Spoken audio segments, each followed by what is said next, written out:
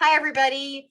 International publicist and co-founder of Friends of East Flat Rock here, Michelle Tennant Nicholson. And, one of the things that people always say is, we'll just speak to people who live next door to an asphalt plant. They're good neighbors. Well, let's find out. Today, I've got with me Kyle Thomason. It's Good Friday, y'all. So happy Easter weekend. And Kyle, thanks for being with us. Thank you for having me. Yeah, so you were just telling me a story. So I'm in East Flat Rock, North Carolina, and you're just my neighbor over in Grimesdale. Tell me you lived there and then you moved. Tell me about what happened. Yeah, I'm actually close to the proposed asphalt plant that's coming up too. I'm in Summit Springs. Oh, so you're my neighbor now. Yeah, I am. And you did. Oh my gosh. So you lived in Grimesdale. Now you moved to get away from it. And now wow. Yeah, we lived in a house. You could see the plant from our house, just over the hill a little ways. And sorry, you could see the plant in Grimesdale, or you can see the proposed plant now? I could see the plant when we lived in Grimesdale. We could see the lights and everything from it. And but didn't really know it was there when we first moved in, because the woods and everything, but we could see the lights at night, especially over the hill. But yeah, when we first moved there, like I said, I didn't know that it was there, but I would smell things, and I didn't talk to my neighbors a whole lot at that point when we first moved in. And I thought something was going on with the sewer, I didn't know what it was. And I finally asked a neighbor about it, and they said, oh, it's the asphalt plant. It gets really bad sometimes.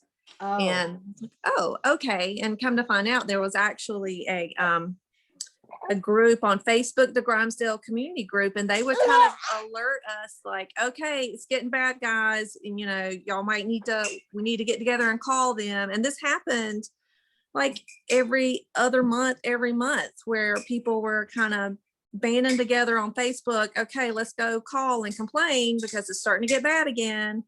And you would hear it at night too. It wasn't just the smell, it was also the noises, these loud clanging noises in the middle of the night sometimes. And it was intrusive. It wasn't something that I enjoyed. I liked Grimesdale, the neighborhood itself, but no, I did not like living next to the asphalt plant. And so you have a young family. We can see who's with us. Who's the baby? This is Willow Joe. Hi, Willow. And we're actually a really big family, so I have adult children too. We've got we've got 10 kids. Well, we need to talk offline about your self-care routine, because I would never have guessed that. Okay. You're sweet.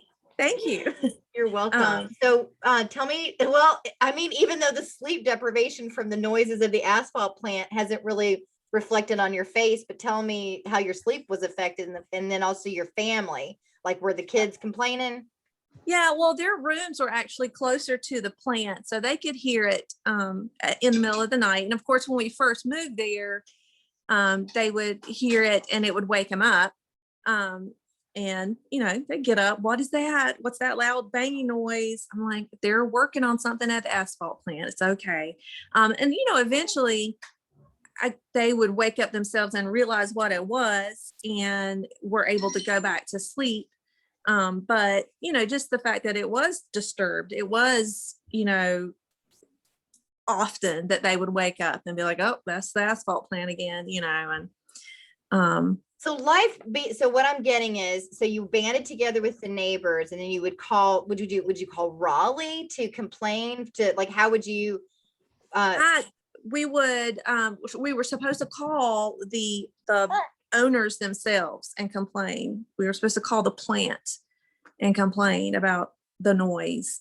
And they were supposed to try to work on it to try to be less noisy. What happened? Was it because the applicant for us in the first process between June, in the first neighborhood compatibility meeting, he didn't even appear on screen in the Zoom call. Right. We watched that one. And then, but this past Tuesday, God love him, he answered all of our questions as best he could and promised to answer some more. I think that he realizes that being a good neighbor means having dialogue with the people. So he's trying. The neighbors just feel like the conditioning, the zoning that is in place, partly because of Grinesdale, needs to stand. So Kyle, why did you move to Summit? Why did you move? Well, the lady that we love Grimesdale aside from the asphalt plant. But the lady that we were renting the house from, she decided she wanted to sell it. The market had gotten a little bit better, and she decided she wanted to sell. And we had friends who lived here in Summit Springs that were getting ready to move, and we just bought their house, and so.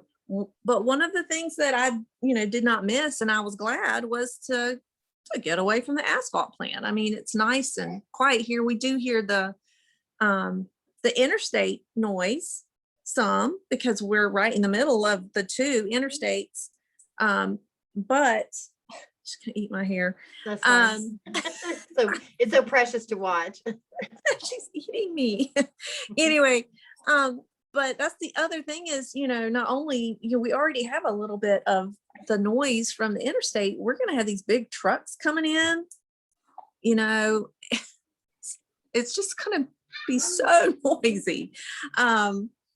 What is your hope for if the commissioners happen to be watching this, what do you want them to know from you, Kyle? That I feel like the people have already spoken, who live here. I think the people who live around this area have already said, no, we don't want this here. I don't want this here. None of the neighbors do. And it just almost feels like somebody is just trying to wear us down. I was so thankful that it wasn't going to happen, months ago, but I knew that the plan was probably to get back at it, especially when I saw them clearing the lot and everything. So my hope is that somebody hears the people that actually live here right up next to where it's going to be. And I was glad that I wasn't going to be living next to an asphalt plant again. That was a plus for living in this area again. Like, at least we're not, right up against that asphalt plant like we were. But here, it's like we're getting ready to be again. Yeah. And so I just want these people who don't live in this area, who are able to make these decisions, I want them to hear us, who are living here, and look at our children and think about the air that they're breathing and the way that they sleep at night, and, and just have a little bit of compassion for us who have no choice in the matter. We can't just pick up and move down the road a little bit because we don't like the sound and the smell of the asphalt plant. And John Mason, who lives next door to the Grimesdale plant, yes. You probably know him from your neighborhood groups, right? He's a pretty vocal guy. He's also another video on the YouTube channel for Friends of East Flat Rock, if you'd like to check out his interview. He's a pretty outspoken farmer and also a former construction. He worked in construction. He has a lot of opinions about these types of facilities need to be in industrial. Right. And I would agree with that. Yeah. Not next to neighbors. Right. And that's why it was zoned the way it was anyway, to begin with. Yes. So why change it if nobody wants it changed, except the people that would benefit financially from it, Well, Willow seems to be a bit hungry, Kyle. So let's end our interview. Is there anything final that you want your neighbors to know, or the rest of whoever's watching this video? Could be just the neighbors. I'll tell you what, there are several other states who've been looking at our YouTube videos. I'm an international publicist, so I know how to get things out on the internet. Right. But they've called us and they're desperate, and they actually are modeling what we're doing, because a lot of times the neighbors do have a harder time banding together quickly. Right. And we did have a lot of notice, thankfully, because Susan over in Spring Haven, she's the one that told me, and I just have a big mouth. So is there anything else you want everybody else to know? Just to not give up, and not let it get swept under the rug. It's easy to get wrapped up in, life. I've got a huge family and I homeschool my kids, and I get it. It's busy. But if I feel like if we slack off and just forget about it and hope it goes away, that's when it's gonna end up sitting right there, and we're gonna end up smelling it all day long and hearing it all night long. So just to continue to band together and fight it for as long as we can. I really appreciate it, Kyle. And I'm just going to take this opportunity. If you don't already know, or anybody watching this, I'm just going to share my screen. friendsofeastflatrock.org. It gives you the background, but if you scroll down, my husband and I update this, we donate this website, and we do our best to let you know what to do right now. So right now, and it is Good Friday, April 2nd, 2021. It's time to write your commissioners, because these 5 people will vote on your future. Terry is a clerk. So Mr. Lapsley, Miss McCall, Mr. Edney, Mr. Andrada, and Mr. Hill, these 5 people will vote on your behalf at the public hearing, and that date has yet to be determined. And then that'll be our future. Okay. And then Jeff Shipman and SE Asphalt, if they want to reapply again, which by law they could, they would have to wait. My belief is 12 months. And then we might have to do this all over again. But we're a strong, united group of 12,500. Then this is the next, the planning board meeting, April 15th at 5:30. The venue was changed to Blue Ridge Community College, where we were Tuesday. And it is important for the neighbors to show up. And like Kyle said, I know we're all busy, but if you want to fight for your home, it is important to write, at the least write. And if you have health conditions and you can't go, I understand that. But if you can physically go, please go and bring somebody or 2. There's a petition here that you can sign. And right now, this is where we get our numbers. And I send this to Autumn Radcliffe. This is 12,500. Well, it looks like we're about to hit, there's a lot of people sign, like Nick just signed 6 hours ago, and people sign up. Okay, we made fun. Oh, good. 12,500, and it's moving, and 8. Good. So, and then I also have updates and stuff. So there's individual week by week plans here on this, if you want that, because some people don't like Facebook. But if you like Facebook, we have a group that connects frequently on Facebook. I understand that not everybody likes it. But if you do, then you can actually look at what's being posted there. Okay. And then finally, you can donate. So we are so strong. In 3 days, we made the matching fund of what we needed this round. And last year we raised 20,000. So we've gotten a generous donation of up to $12,000 if we made $7,000 to $12,000 by April 15th. Well, it's April 2nd, and we made it last week in 3 days. So this, we're going to get this money, and then we're going to be over $20,000, which is what our defense with our lawyer costs and our advertising costs last year. So you can see your neighbors who have generously donated here. I also want to say that if you are a business, then we will also, by the way, here's your Facebook hot link up here on this, right? And then here's YouTube right here in the upper left-hand corner. Some people, this is where you'll be later today, Kyle, right here. And then this is, this is a little clip from Tuesday night between Brian Golden and my husband. And so that's already had 300 views. So Kyle, I'm sure people will be interested in yours. There's also announcements here on Facebook. So maybe you don't want to be in the group, and because there's a lot of chatter and people, some people don't like that. But if you just want to go to announcements, that's all public and you can just see that. Okay. And then you don't have to, because we have meetings Monday nights. And then there's just updates from me from time to time. Okay.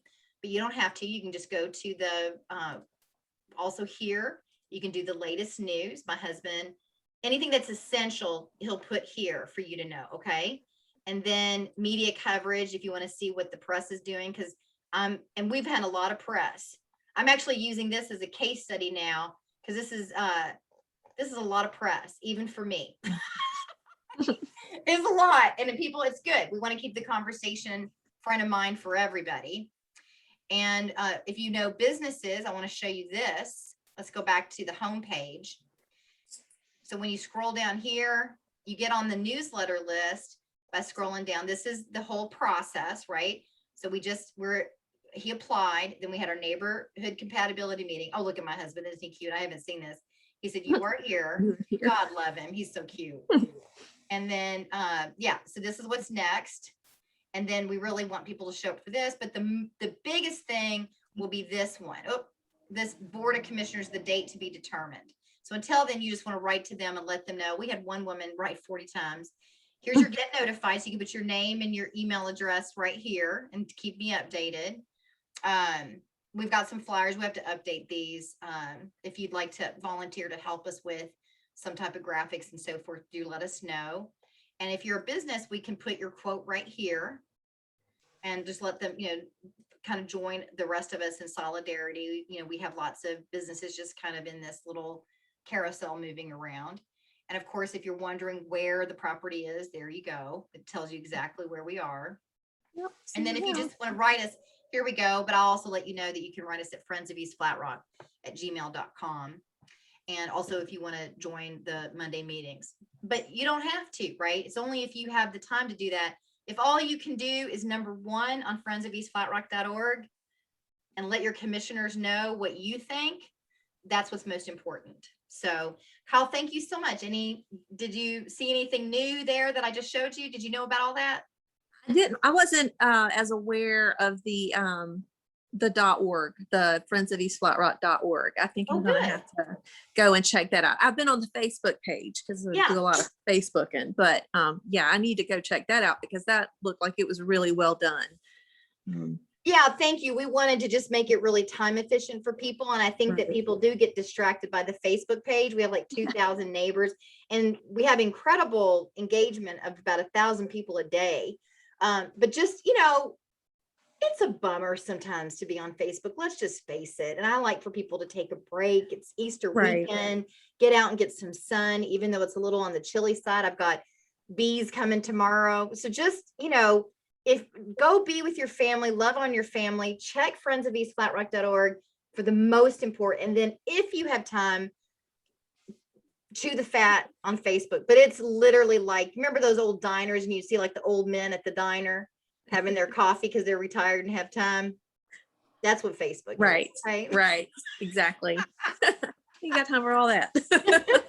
All right, Kyle, you take care and then keep me informed. And after this is all over, we'll have another barbecue like we did last time. Awesome. Thank you. Bye. Take care. Bye-bye. See ya.